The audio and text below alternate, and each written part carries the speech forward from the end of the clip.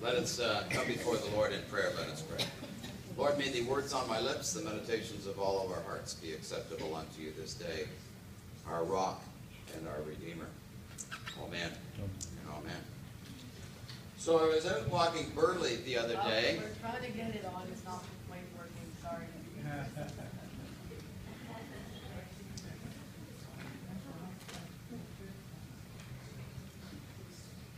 Oh, it's coming.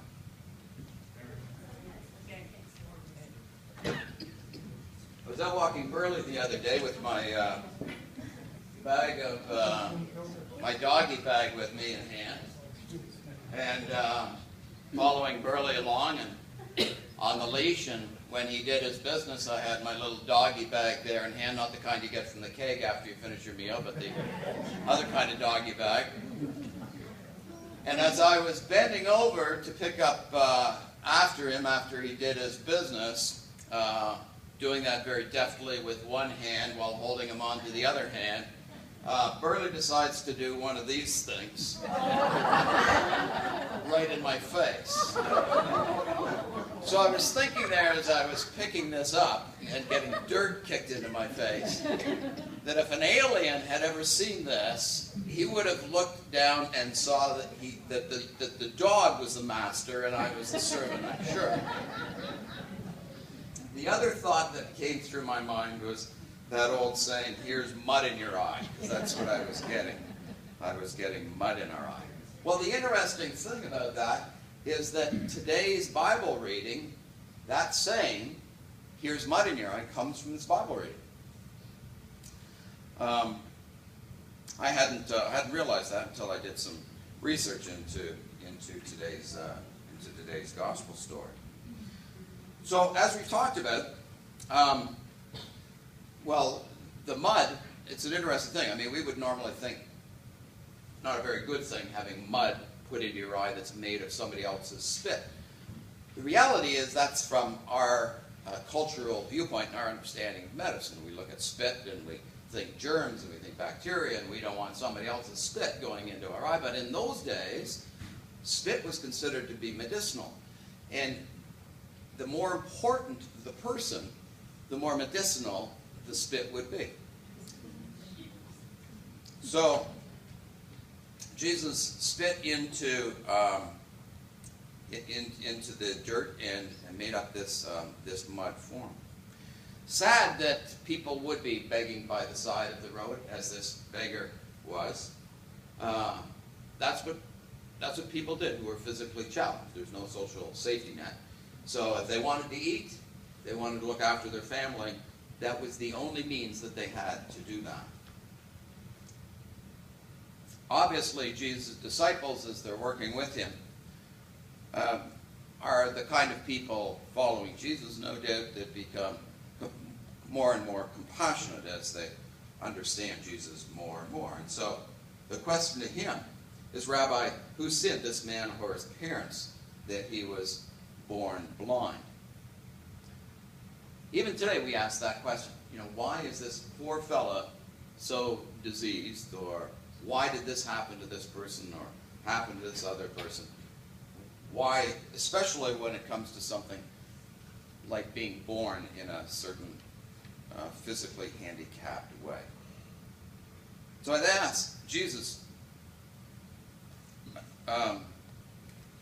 as I mentioned, in the thought in that day was that either the parents had sinned, and that's the reason the child was blind, or even that the child had sinned in the womb, as hard for us to believe as that might be. But that was the understanding. That was the justification that they would have in their mind. Not only for somebody having inflicted this suffering on somebody, but for saying that it is something of God, and therefore that they did not have to respond to it in perhaps a more appropriate way. Well, mostly, of course, we understand things happening like this by chance, that suffering happens by chance. It is reported by MAD, Mothers Against Drunk Drivers, that 1,100 Canadians will be killed in 2014 by drunk drivers. Each one of those, parents of those, or children, or relatives, or friends, will be saying, why me? Why my loved one? Why my son? Why my daughter? Why my friend? Why my mother? Why my father? And the reality is that they were in the wrong place at the wrong time, and that's simply all that you can say. Jesus was very concerned about each one of God's children, as was God. And so in Matthew 5 we have this reading, for he makes the sun rise on the evil and on the good, and sends rain on the righteous and on the unrighteous as well. So there's understanding that the sun sets on the good and on the evil as well, that good things happen to both good people and to bad people, and bad things as well. Suppose that wasn't the case. Suppose that these universal laws didn't apply at all times. Suppose you walked outside to get in your car and you saw your car floating off in the distance. Suppose you went to turn your tap on and the gravity that forms, that causes your water to work doesn't happen. We live in a lawful universe, in a well-established universe that brings order and predictability.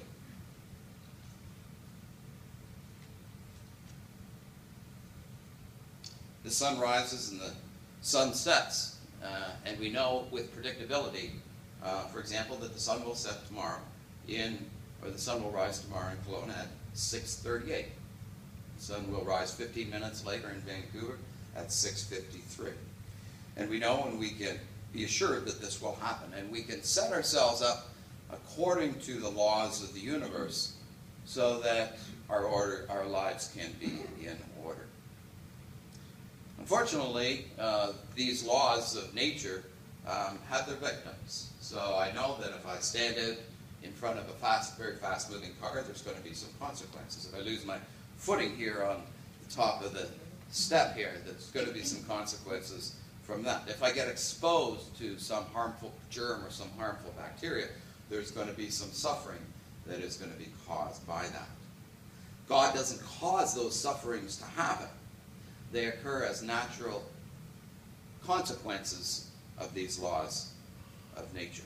Why was this man born blind? Well, perhaps there was some defective gene. Perhaps there was some disease in the womb. We don't know. But we do know in our scientific understanding today that which Jesus knew, that this was not the result of sin. And so we have Jesus saying,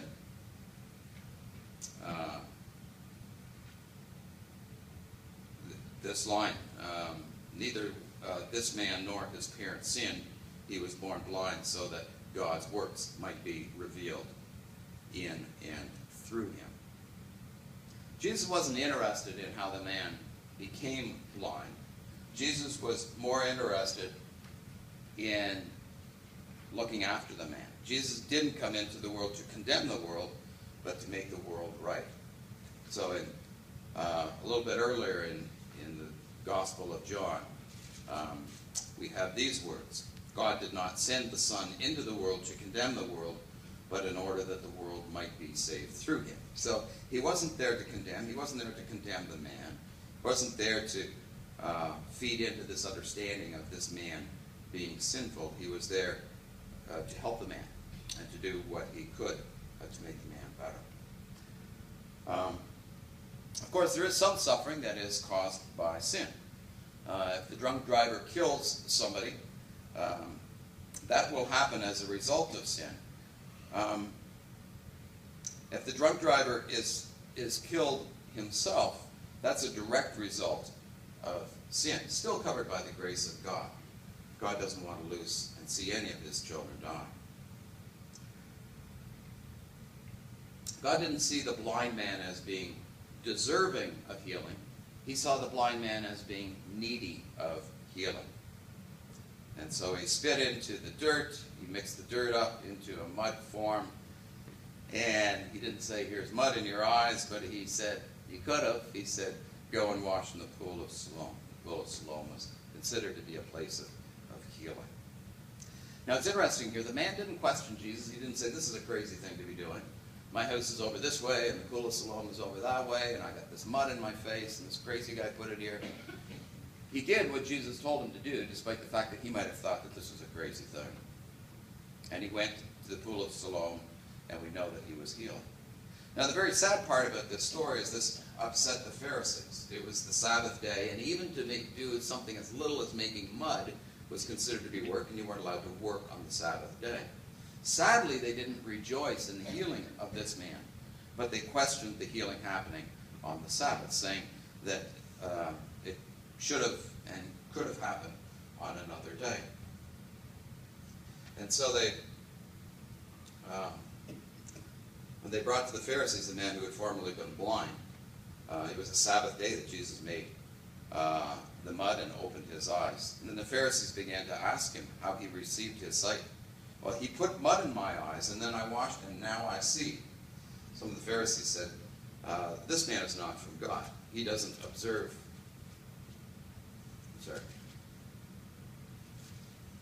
He doesn't observe the Sabbath. But others said, how can a man who is a sinner perform such signs? And they were divided, and so they said again to the blind man, what do you say about him? It was your eyes that he opened. And he said, he is a prophet. Well, that's not exactly what they wanted to hear him say, that he was a prophet. And that just made them more angry. The Jews didn't believe that he had been blind. They had received, that he had received his sight, until they called the parents of the man who had received his sight and asked them, is this your son? You say he was born blind. How then does he see now? And his parents answered, we know that this is our son, that he was born blind. We don't know how it is that he now sees, nor do we know who opened his eyes. Ask him, he is of age, he will speak himself. His parents said this because they were afraid of the Jews, for the Jews had already agreed that anyone who confessed Jesus to be Messiah would be put out of the synagogue, and therefore his parents said, he is of age, ask him. So the second time they said to the man, and they said to him, give God the glory, we know this man is a sinner. He answered, I don't know whether he is a sinner. One thing I do know, though, is that I was blind, and now I see. And that's certainly the testimony of millions of people. I witness it all the time that I go to Freedom Store and Teen Challenge. I once was blind, but now I see. In our funeral service for Lou's wife Elna yesterday, that's what we sang. It's Amazing Grace, how sweet the sound that saved a wretch like me. I once was blind, but now I see.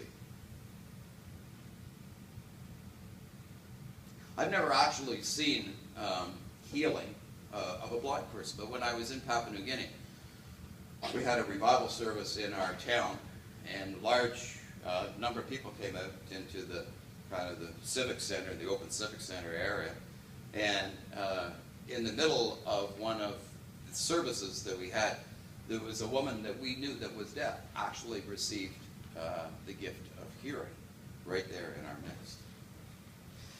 At the end of our worship time today, I will ask those of you who are interested to come forward for a personal time of prayer, and we'll even be bold enough to ask God for healing if that's what you need.